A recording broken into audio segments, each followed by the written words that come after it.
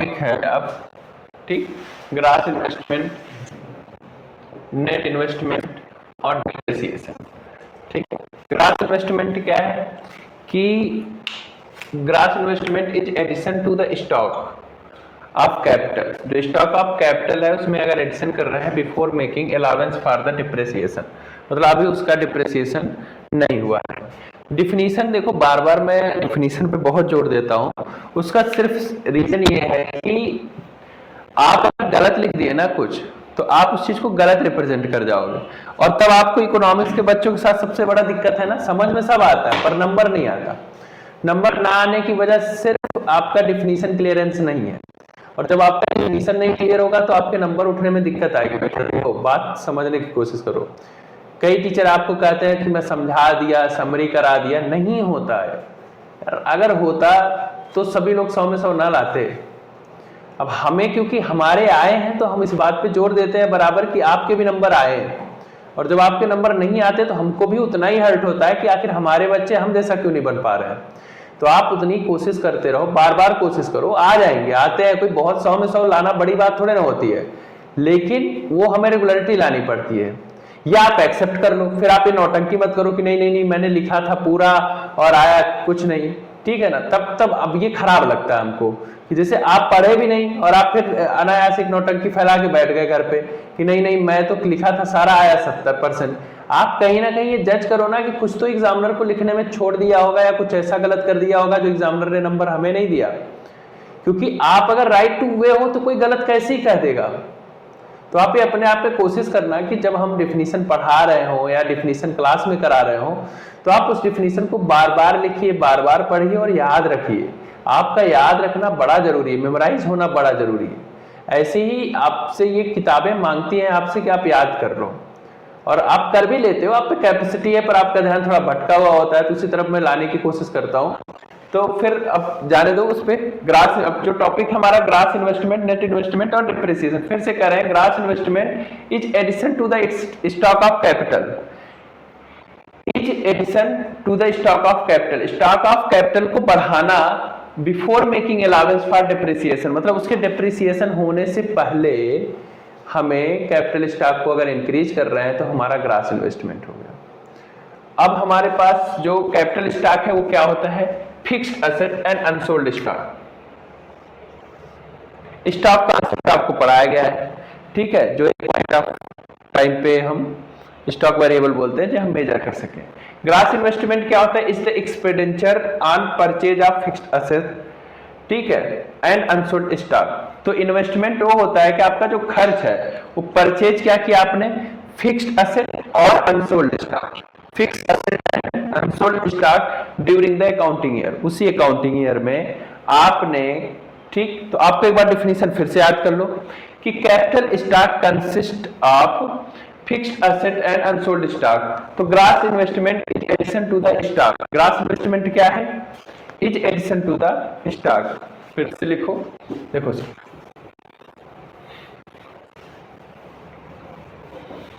बार बार हम डिफिनीशन पे बहुत जोर देते हैं। देखो, आपको अगर ये चीज आ गई, आप सच में इकोनॉमिक्स में आप एमए करो चाहे जो करो, आपके लिए फायदेमंद होगा। और इकोनॉमिक्स पढ़ रहे हो तो अच्छा इकोनॉमिस्ट बनो ना यार। ऐसा इकोनॉमिक्स पढ़ के क्या कि 12 के बाद छोड़ना पड़ रहा है। और माने सीए बनोगे तो इकोनॉमिक्स नहीं जानोगे, खाली डाटा रिकॉर्ड करोगे। सीए बनने में आपको सिर्फ डाटा रिकॉर्ड करना है। तो इसीलिए जैसे आप डिफिनीशन खूब ढंग से कर लो, ऐसे मजाक मत करना अपने साथ, पैरेलल बहुत बुरे हो जाओगे आप, और आप फिर वही है, आप फ्रस्ट्रेट होते रहोगे, ठीक है ना। Gross investment, gross investment is addition to the stock. क्या है? फिर से देखो, is addition to the stock,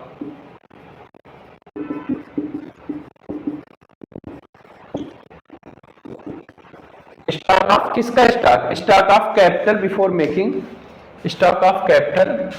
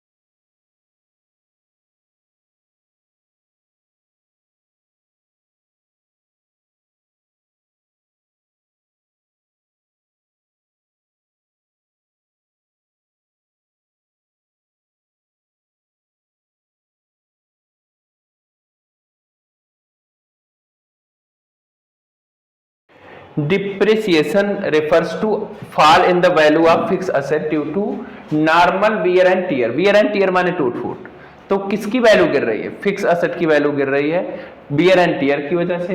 पुराना हो गया, आपका फोन पुराना हो जाता है, पैसेज ऑफ टाइम समय के साथ साथ। एक्सपेक्टेड ऑब्सोलेंस मतलब अगर साइंस और टेक्नोलॉजी इस्तेमाल हो गई, अब घड़ी जैसे बहुत कम लोग इस्तेमाल करते हैं, ठीक है, पुराने जो फैसिनेटेड लोग हैं वो घड़ी इस्तेमाल करते हैं, या अब तो आ गया है वो क्या कहते हैं स्मार्ट वॉच आ गया है, तो आप उस तरीके से चीजें। ग्रास का मतलब थोड़ा ज्यादा, ठीक है, जहां पे हम डिप्रिसिएशन ऑब्जर्व नहीं कर रहे हैं। जैसे हमारे पास 50,000 का फोन है और लेके आए, अब उसे 50,000 ही अगले साल थोड़े ना बिकेगा वो, ठीक है ना। लेकिन हमारे पास अब जो देखेगा कि भाई साहब एप्पल का फोन है, इनके पास 50,000 का तो आता है, लेकिन क्या उस साल, जिस साल हम बात कर रहे हैं, लिए हुए 6 महीने हो गए, तो क्या वो उसी रेट में बिकने वाला है? ठीक है, नहीं बिकेगा। तो वही चीज हमें ऑब्जर्व करना होता है। तो जब हमारे ग्रास वैल्यू उसे बोलते हैं, the concept depreciation is very important to differentiate between gross value and net value.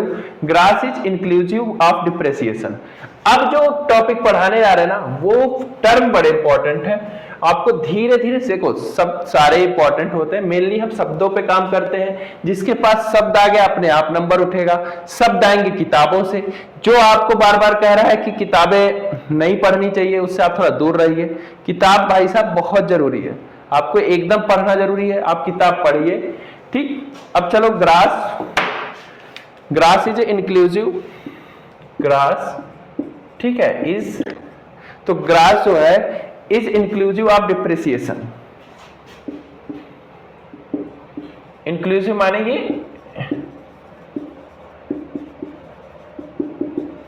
ठीक है, तो ग्रास और नेट। अब ये आपसे पूछेगा, तो ग्रास वैल्यू बराबर, ग्रास वैल्यू बराबर, ठीक है, net value plus depreciation.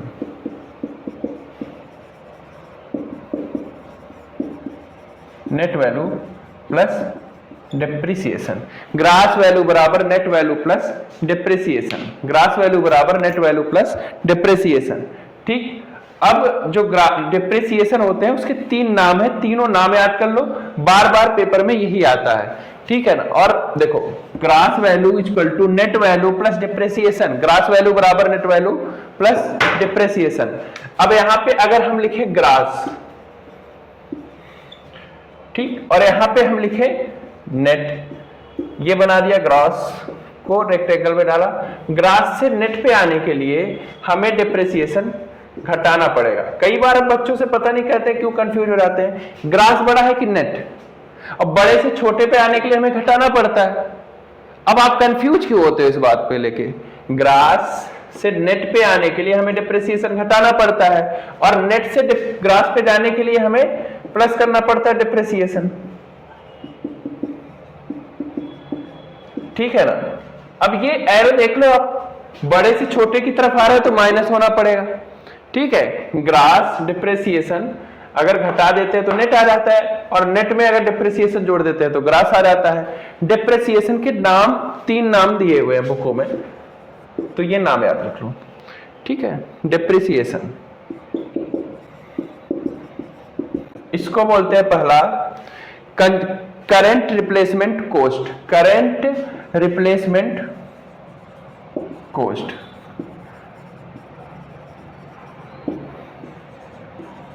Current replacement cost. दूसरा replacement cost of fix capital.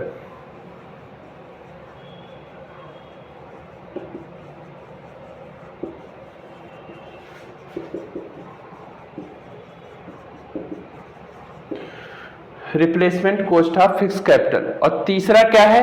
Capital consumption allowance. Capital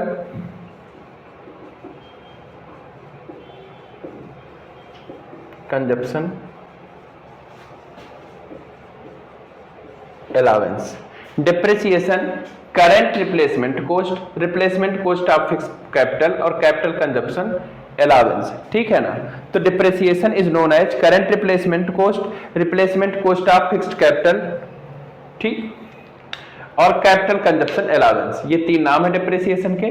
depreciation is mainly due to 3 reason, फिर से wear and tear, passage of time and expected obsolescence.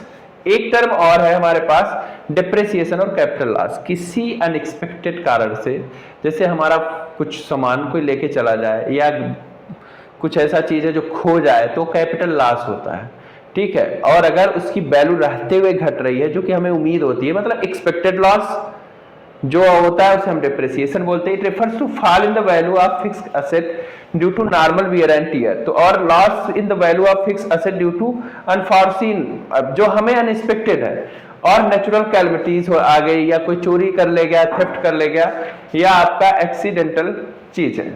तो ये does not hamper the production process, लेकिन ये hamper करता है production process को, ठीक।